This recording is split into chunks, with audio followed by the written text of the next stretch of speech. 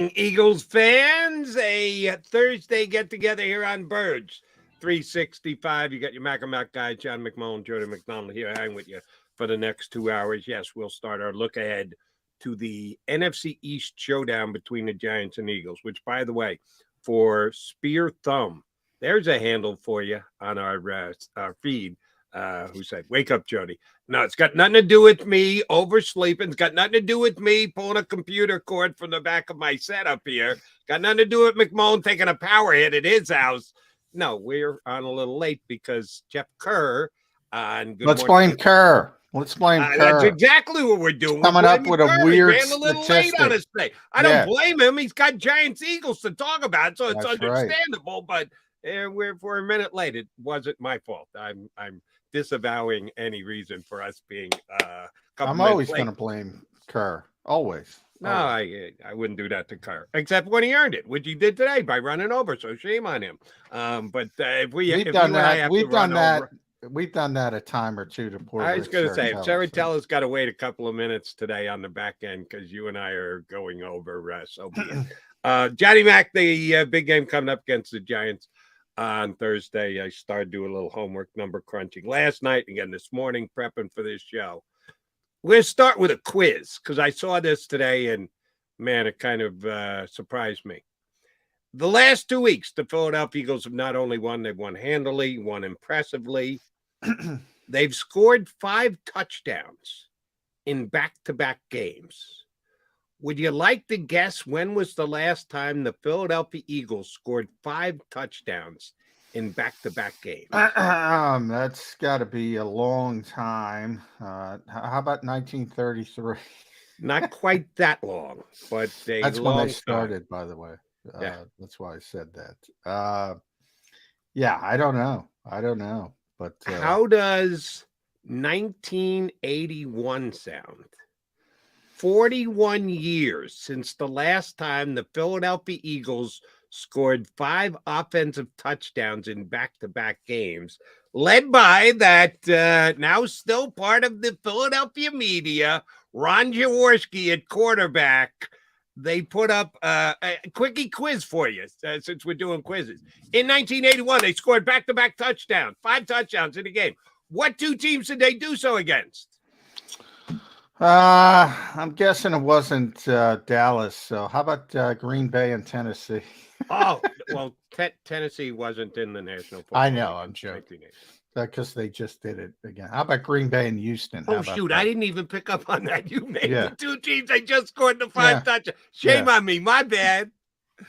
Yeah, probably not the Cowboys. How about the Giants and the ne'er-do-well Commanders? They at the time they would have been the Redskins. That would not be correct.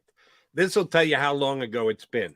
They scored 5 touchdowns against the St. Louis Cardinals. Yeah, Jim Hart.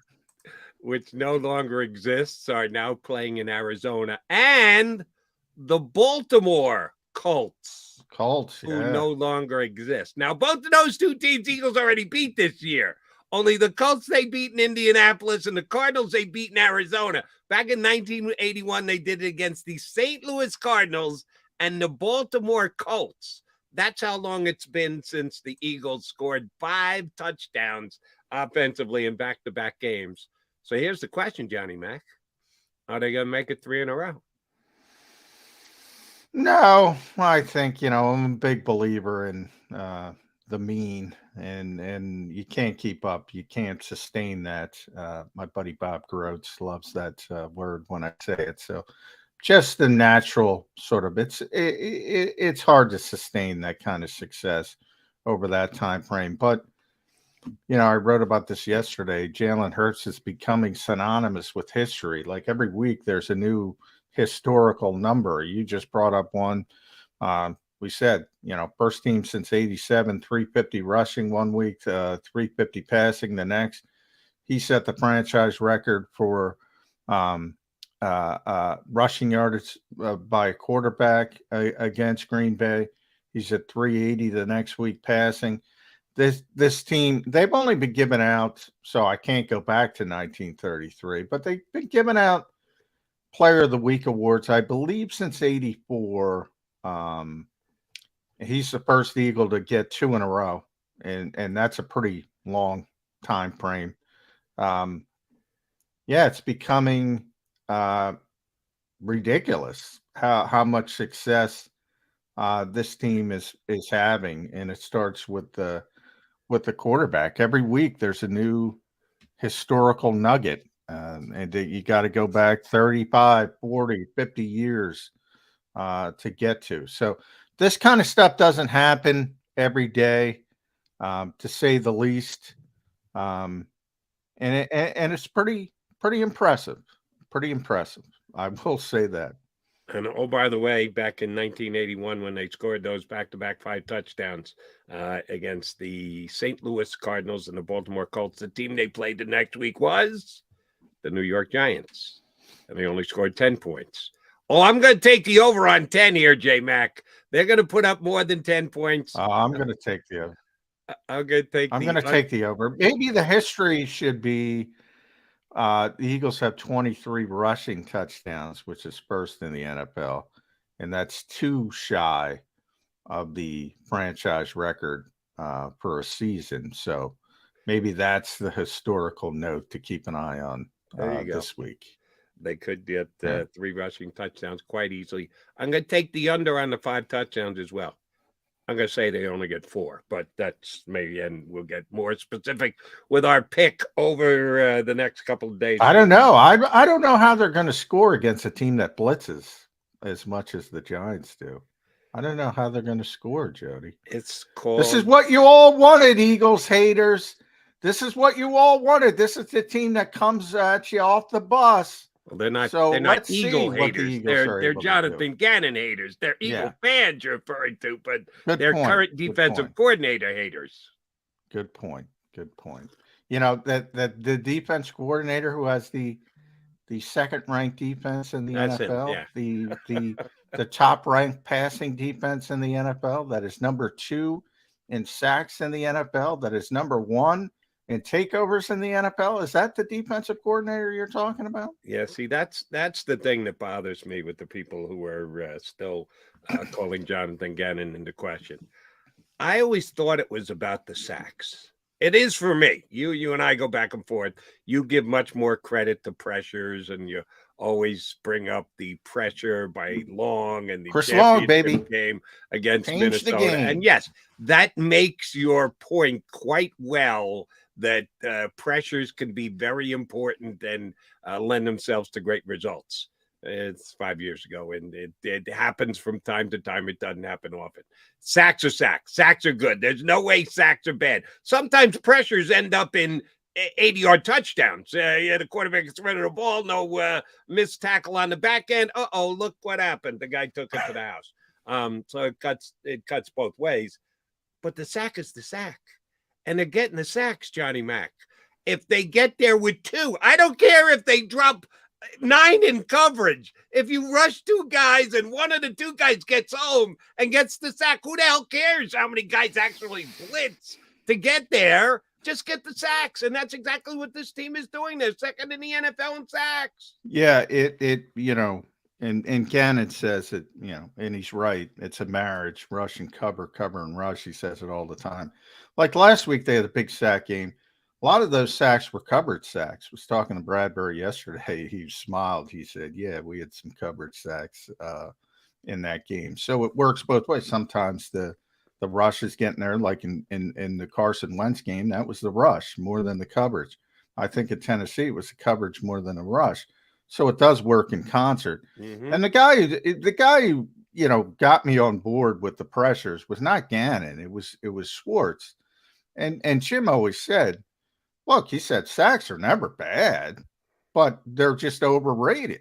Because it's about affecting the quarterback. And there's certain quarterbacks who aren't going to let you sack them. I mean, they just aren't. They're going to get the football out as quickly as possible.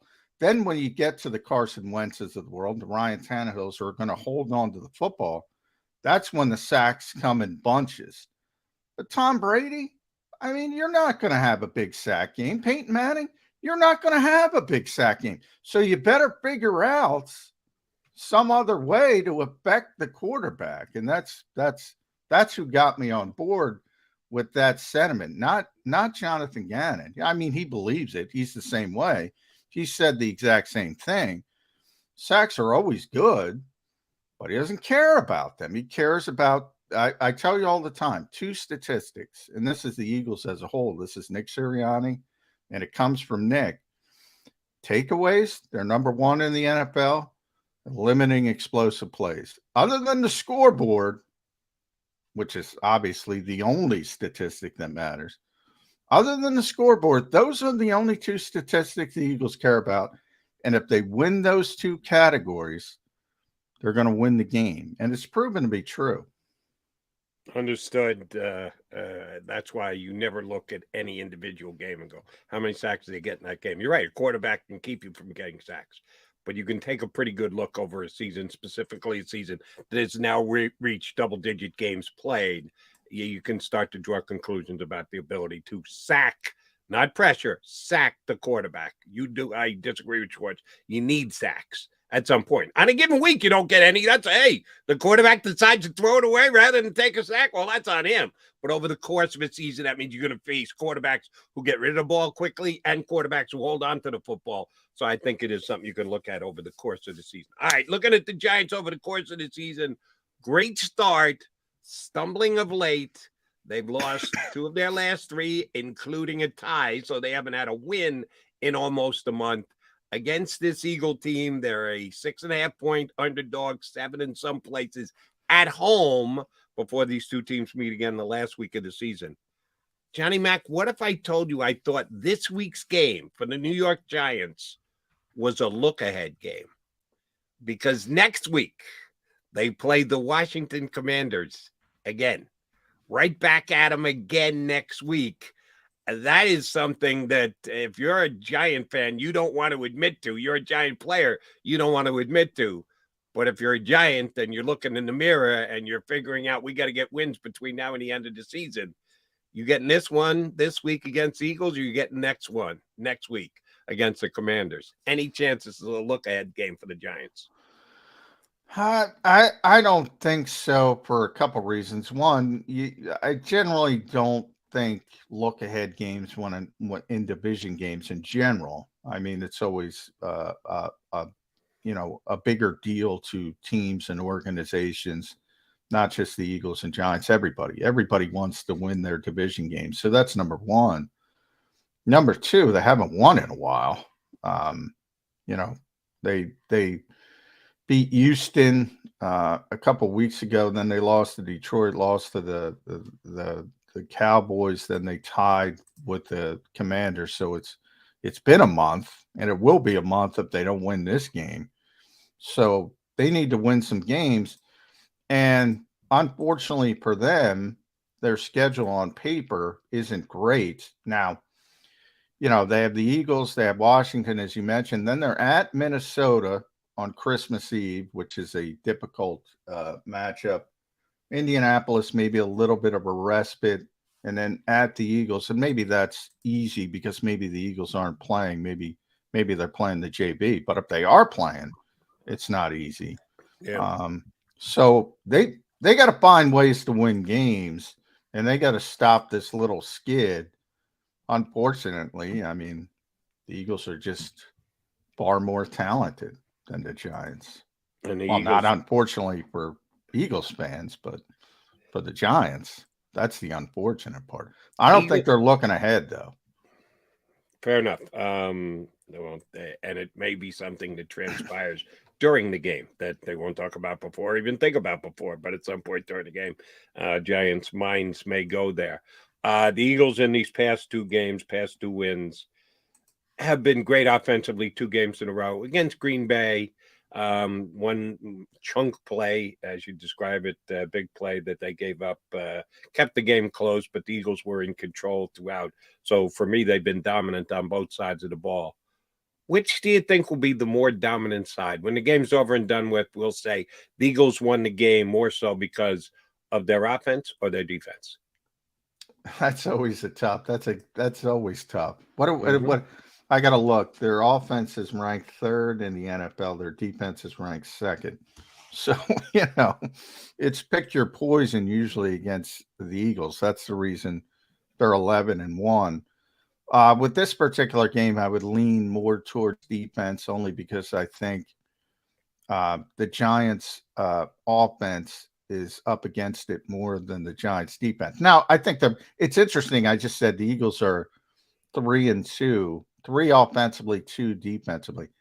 The Giants are 22nd offense, 23rd defense. So they're the same. They're almost the exact same. I do think, and perhaps this is, the Eagles fan seeping into my brain a little bit too much. I do think the aggressive nature of Wink Martindale is more equipped to throw some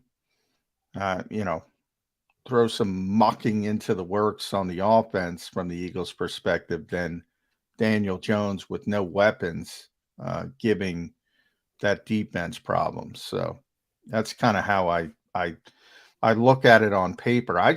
They have no weapons. They have no weapons. So unless Saquon Barkley runs for 180, we're back into that conversation. Everybody was worried about Derrick Henry. It looks like the Eagles have figured it out as far as run support, and now with Linval Joseph and Jordan Davis, that should get better and better as the season wears on. I just don't see the weapons. It's the only theoretical way the Giants can either stay in or win this game is if Saquon Barkley goes off for a big game. Oh, that's why I'm hoping, Johnny Mac, they go out to the middle of the field before the game starts, flip that coin, let the Giants win it and take the ball. That would be a mistake. Let the Eagles go right down the field with a touchdown. Tennessee made that mistake. Exactly. That's why I'm saying it, because Sirianni's going to say, "Oh, we'll defer." You don't want to defer. You want the football. The Eagles have scored touchdowns on 7 of their opening drives this year in 12 games, the most in the National Football League. Oh, let's do so before the Giants ever get their hands on the ball. Get the ball, go right down the field and score, and then make it that much tougher for the Giants play calling to go, let's just pound Saquon Barkley. The scoreboard says you're already behind. And maybe you need to be a little bit more aggressive on offense the way you are on defense. And if the Giants get overly aggressive on offense, it could be a long day for them. All right, it's a long show here on Birds 365. 2 full hours. We've already logged in 20 minutes. We've got $140 left to go, and we're going to spend a chunk of that with our first guest. He should be logging in any minute now. From Sports Illustrated, Johnny Mac's running mate, our buddy Special Ed Kratz is going to jump in here on Birds 365.